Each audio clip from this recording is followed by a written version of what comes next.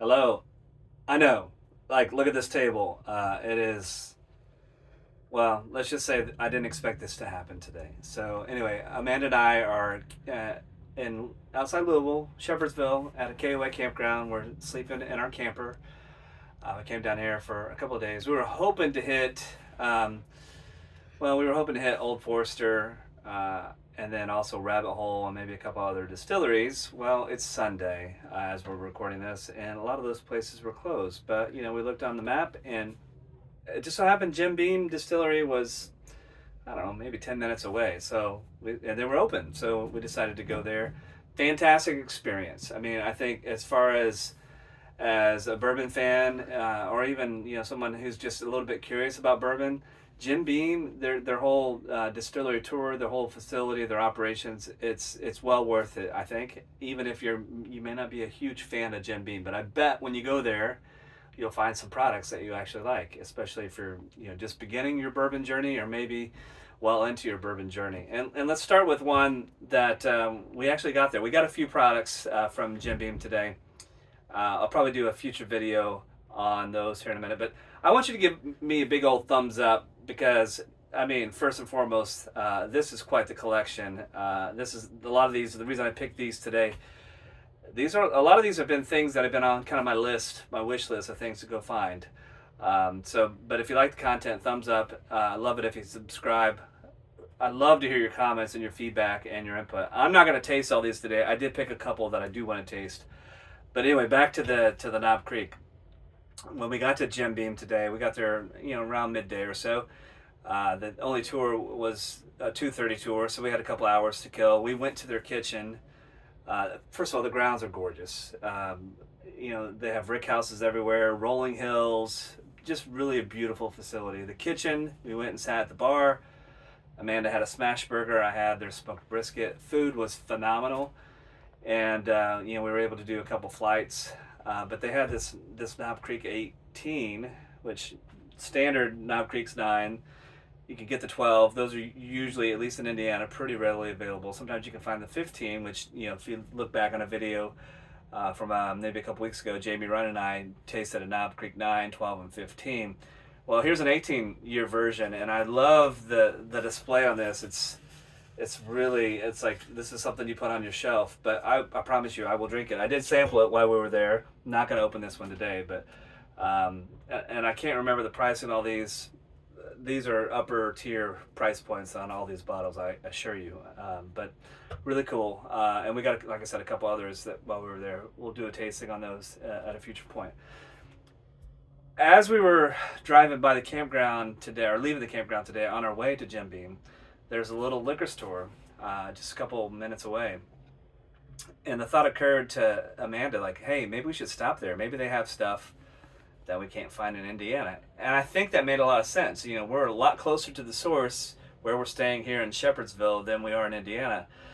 But on our way out, anyway, the liquor store was closed. So on the way back, we stopped in, and oh my goodness, what did they have? Blew my mind. Well, they had a Blanton's. They had this Weller Antique and this Elijah Craig single barrel. These were all allocated or store pick. So Blanton's in Indiana right now. Some people are having luck finding them, but I found it. It's here, so I grabbed it. And then the guy told us, oh, well, we have another store down the road. You should go check it out. Well, they had a birthday at the first store, Old Forester Birthday. Salty price.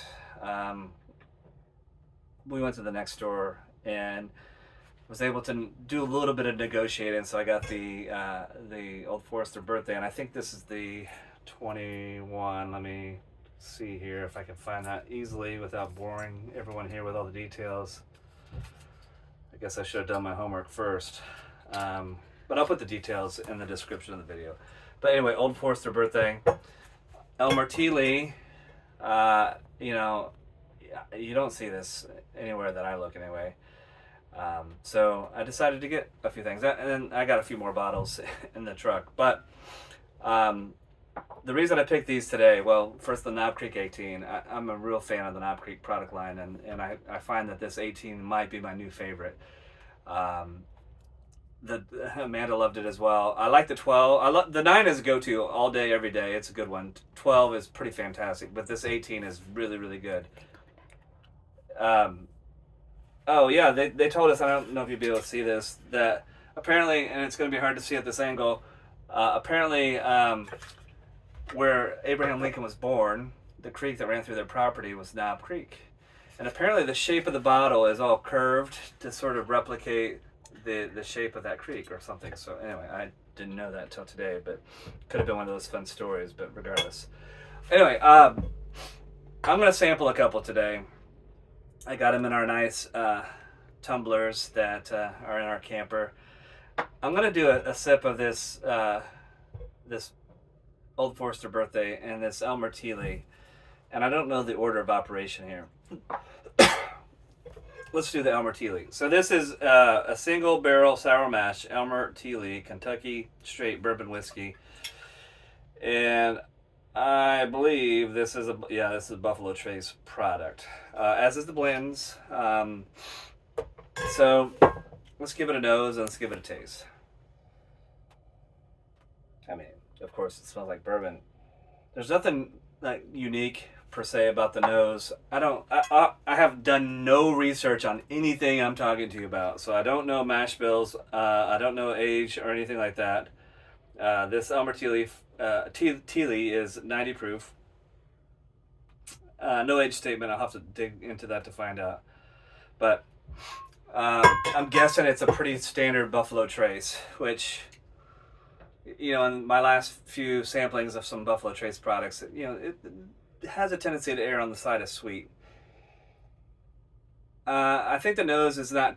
It sort of does remind me of the standard Buffalo Trace product, which is fine. You know, I've been a fan of Buffalo Trace for a long time, so let's give it a sip.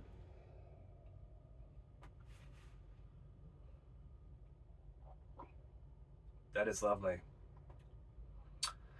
Mm. That is really good. Let's see. So let's give you some flavor notes. Doesn't taste like a Buffalo Trace. I mean, there's hints of it. I think the sweetness, there is a sweetness there for sure. But my first impression was the nose didn't match the taste.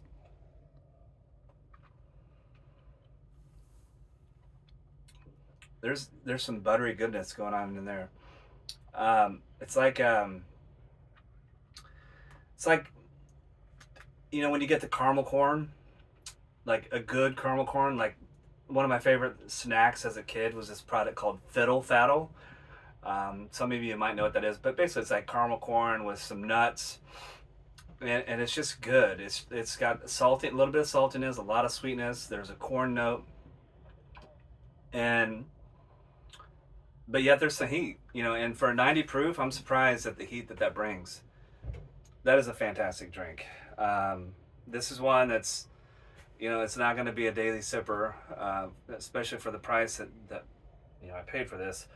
But definitely one that's like bring it out every now and then. You know, if we have friends over who are into the bourbon, this is one that I would happily share with others. So if you ever want to come by and, you know, sip on a couple bourbons, be happy to talk to you about that one. All right, I feel like I might need a palate cleanse, but we're gonna manage here. We'll deal with it. So as we were coming down to the Louisville area this weekend, we wanted to get our camper out. We've had her now for a few weeks, but we haven't had an opportunity to take her out that much.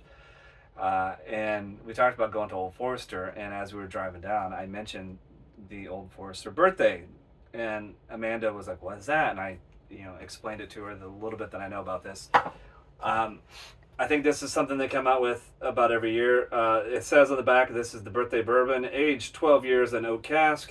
And again, I can't remember the year on this. Oh, this one is a 2021 birthday. And I know there's been a lot of folks out there that are talking about the different birthday bourbons. I can't remember which year is better than the next. Frankly, it doesn't matter because I don't see this in Indiana. I paid up for it, but that's okay because I don't see it. So when you see something you can't get, you get it, right? That's what my wife says. So that's what we did. So, The nose on this one's pretty fun. It doesn't remind me a lot of like my one of my favorite bourbons is Old Forester 1920.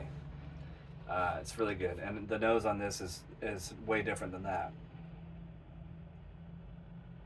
Mm.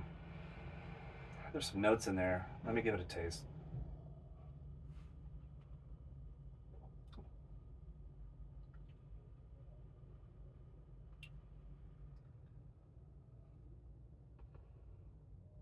You know, I hear a lot of people when they talk about Old Forester, they always talk about a banana note, and I don't think I ever picked that up on the 1920. But it's like a banana bread, like a little bit of a banana bread nose. It's got a banana bread taste um, with a lot of cinnamon. But it's like when you get a warm piece of banana bread out of the oven and you cut a nice thick slice and it's still hot and you put a big smat of butter on it and just let that melt. That's that's kind of what this tastes like. It's so good. It's so good. Now, the question is a fair question. And again, I can't remember all the prices that I paid for all of these off the top of my head, but are any of these things worth it? Was it worth what I paid for this? Was it worth what I paid for this?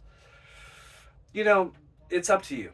You know, if you're looking for something and you have an opportunity to get it and you're fortunate enough to be able to do so, then, you know, it's worth it. Go do it. Go do it. Get it. You know, some of these are going to be at a more affordable price point than others, but when is the next time I'm going to see an Old Forester birthday at a price that I can actually afford to pay? When is the next time I'm going to see Elmer T? I don't know. Now that some of these others, Weller Antique, that's probably something you can find a little bit more. Blends, depending on where you are, you can probably find that. And I don't think I paid ridiculous on any of these others, even this Elijah Craig. But you know, bourbon is about having a good time. It's about enjoying the experience. So anyway, what are your thoughts? What are your comments? Have you had any of these products? Are there others that I should be hunting for? I mean, I will tell you, they had an old Fitzgerald. I think it was a 19-year bottled and bond single barrel. I couldn't pull the trigger on that one. Let's just say it was up there, but it was fun. So appreciate y'all. Thank you.